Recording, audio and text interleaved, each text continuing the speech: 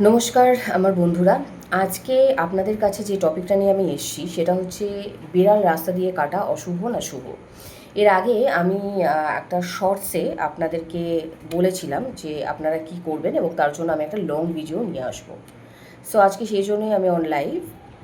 So আপনি ধরুন রাস্তা দিয়ে যাচ্ছেন এবং আপনার সামনে একটা বিড়াল ক্রস করলো, বিড়াল কাটলো, সেটা কালো বিড়াল হতে পারে, সাদা বিড়াল হতে পারে, যে কোনো কালারের হতে পারে। তো সেটাকে মিথ বলবেন, এটা কুসংস্কার, নাকি এটার সত্যি কোনো বাস্তবতা আছে? সো আমরা জানি যে জন্তু জানোয়াররা কিন্তু বুঝতে পারে, জানেন তো, মানে প্রকৃতির মধ্যে যদি কোনো ভালো বা খারাপ যে এফেক্টগুলো, এগুলো জন্তু জানোয়াররা বুঝতে পারে। সেই জন্য আমরা জন্তু জানোয়ারদেরকে প্রকৃতির একটা বাহক হিসাবে ধরি। যে কোনো কিছু ভালো হলে দেখবেন তাদেরকে দেখলে বোঝা যায়, বা অনেক সময় আমরা শুনি না যে কুকুরের কান্না বা বিড়ালের কান্না, আমাদের মা ঠাকুমারা বলে অনেক সময় যে বিড়ালটা কাঁদছে তার মানে কারোর সাথে খারাপ হবে, বিড়ালের কান্না অশুভ। বা কুকুরের কান্না, শীতকালে দেখবেন কুকুরের কান্না, এগুলো এরকম আমরা শুনতে পাই। এগুলো বেসিক্যালি মিথ, জানেন তো, কুসংস্কার বলতে পারেন। কিন্তু অনেকে এগুলোকে বলবেন যে না, এগুলোর কোনো এক্সিস্টেন্স আছে। নিশ্চয়ই এক্সিস্টেন্স আছে। দেখুন, মানলে সব কিছুরই এক্সিস্টেন্স আছে, কিন্তু আপনি যদি আপনার ব্রেনটাকে রিপ্রোগ্রাম করেন তাহলে এগুলোর কোনো কিছুরই এক্সিস্টেন্স নেই। আমি যদি মানি যে ভগবান আছে, তাহলে তো ভূতও আছে। তাহলে আপনি কেন ভূতকে মানবেন না? অনেক সময় যে সায়েন্টিফিকরা বলে যে ভূত বলে কিছু হয় না। আপনি যদি ভগবানকে মানেন, আপনি যদি ভগবানের পুজো করেন, তাহলে ভূত দেখে ভয় পাবেন না কেন? দে টু হ্যাভ এক্সিস্ট, রাইট? তাদেরও এক্সিস্টেন্স আছে, যদি আপনি ভগবানকে মানেন তো। কিন্তু আপনি যদি ভগবানও মানছেন না, মানে ভূতেরও কোনো এক্সিস্টেন্স নেই। সেরকম এই দুটোও না সাইমালটেনিয়াসলি চলতে থাকে, পাশাপাশি এগুলো চলতে থাকে। So coming back to the point, যে বিড়ালের যাওয়া এটা কতটা শুভ কতটা অশুভ, এটা অ্যাকচুয়ালি মিথ নাকি? সো এতে বলা হয় যে বিড়াল কাটাটা কিন্তু ইটস নর্মাল। মানে ধরুন আপনি রাস্তা দিয়ে যাচ্ছেন এবং আপনার সামনে দিয়ে যেমন একটা পাসার বাই ক্রস করলো, মানে একটা মানুষ যখন ক্রস করে ঠিক সেরকম বিড়াল আপনার সামনে দিয়ে চলে গেল, মানে একটা মানুষের মতনই যাচ্ছে, আপনি সেভাবে সেটাকে ট্রিট করুন।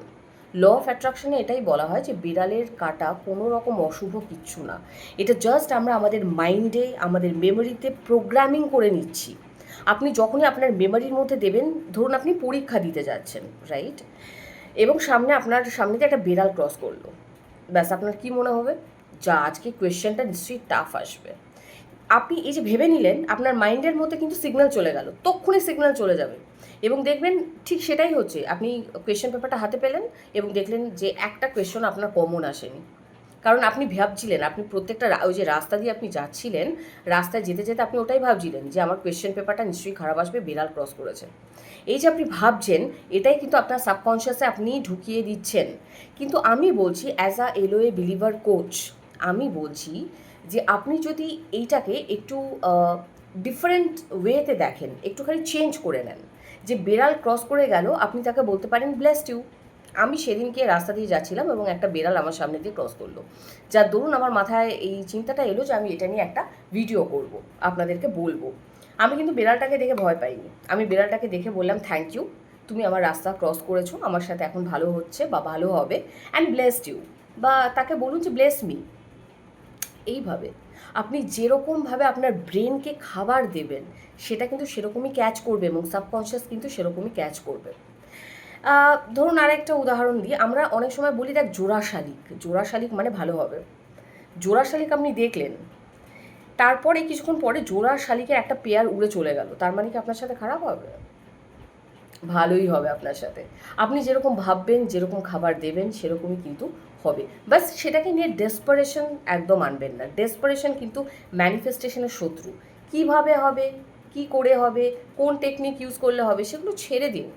সেগুলো ইউনিভার্সের ওপর ছেড়ে দিন। Let him decide. উনি আমাদের পিতামাতা, উনি আমাদের সব, উনি আমাদের সৃষ্টিকর্তা। তো আমাদের কাজ হচ্ছে ভালো ভাবা, পজিটিভ ভাবা, নেগেটিভ জিনিসগুলোকে মাথা থেকে একদম বের করে দেওয়া। এবং আমি তো আপনাদেরকে একটা টোটকা বলেই দিয়েছি, যে যখনই আমাদের মাইন্ডের মধ্যে নেগেটিভ কিছু আসবে, তখনই আপনি একটা কাজ তো করতেই পারেন, যেখানেই থাকেন, জাস্ট এরকম ক্যান্সেল ক্যান্সেল, জাস্ট ক্যান্সেল করে দিচ্ছেন। ওই থটটাকে ক্যান্সেল করছেন, ওই চিন্তাটাকে ক্যান্সেল করছেন, তো ব্যাস ক্যান্সেল করে দিলেন। And start doing ho'oponopono. Cancel করার পরে আপনি চ্যান্ট করুন, I am sorry my thought, please forgive me, thank you, I love you, I am sorry, please forgive me, thank you, I love you. আপনি I am sorry কাকে বলছেন? সেই চিন্তাটাকে বলছেন, সেই নেগেটিভ চিন্তাটাকে বলছেন যে আমি সরি, যে আমি এই চিন্তাটাকে নিয়ে নেগেটিভ ভেবেছি, আই এম সরি, প্লিজ আমায় ক্ষমা করে দাও, I love you, thank you. তো যখনই আপনি হোপনোপনো স্টার্ট করবেন, ওই যে নেগেটিভ চিন্তাটা সেটা কিন্তু আপনার দূরে চলে যাবে। তো এই বেড়াল ক্রসিংয়ের যে কেসটা, এটা কিন্তু পুরোপুরি একটা মিথ। এটা আপনাদেরকে আমি এই কারণে বললাম, কারণ অনেকেই কিন্তু এটাকে নিয়ে অনেক কিছু খারাপ ভাবেন, অনেক কিছু অ্যাজামশন করেন, অনেক কিছু ভেবে হয়তো হয়তো খারাপ কিছু হওয়ার নেই। আপনি কাজে যাচ্ছেন, আপনি জানেন যে আজকে আমার মিটিংটা ভালো হবে, আমি সব পেপারস রেডি করেছি, সমস্ত আমার ফাইল রেডি করা আছে। রাস্তা দিয়ে একটা বেড়াল ক্রস করলো, ব্যাস আপনার অফিসে গিয়ে মিটিংটা খারাপ হয়ে গেল।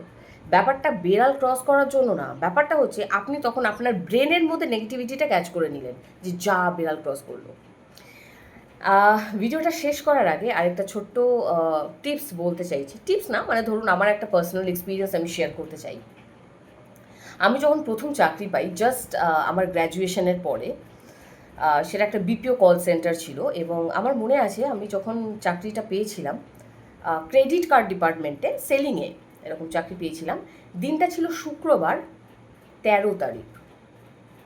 আবার বলছি, দিনটা ছিল শুক্রবার, 13 তারিখ। সো অনেকে বলে যে আনলাকি 13, এবং যদি ফ্রাইডে হয় সেটা ভীষণ আনলাকি হয়। কিন্তু আমি যখন আমার জীবনের প্রথম চাকরিটা পেলাম শুক্রবার, এবং সেটা 13 ছিল, 13ই ডিসেম্বর, আমার মনে আছে ডিসেম্বর, ইট ওয়াজ ডিসেম্বর, 13ই ডিসেম্বর, শুক্রবার চাকরিটা যখন আমি পেলাম, তখন আমার ভুল ধারণাটা আস্তে আস্তে ভেঙে গেল। এরকম অনেক মিরাকলস আমার লাইফে হয়েছে। তো আপনারাও এই মিরাকলসের জন্য ওয়েট করুন, নিশ্চয়ই মিরাকলস আপনার জীবনে হবে, কিন্তু তার আগে ভালো ভাবতে হবে, পজিটিভ ভাবুন এবং আনন্দে থাকুন, ম্যানিফেস্ট করতে থাকুন, এবং আমার চ্যানেলটা সাবস্ক্রাইব করতে ভুলবেন না। Universe unlock by Rumki Bhattacharya. Thank you.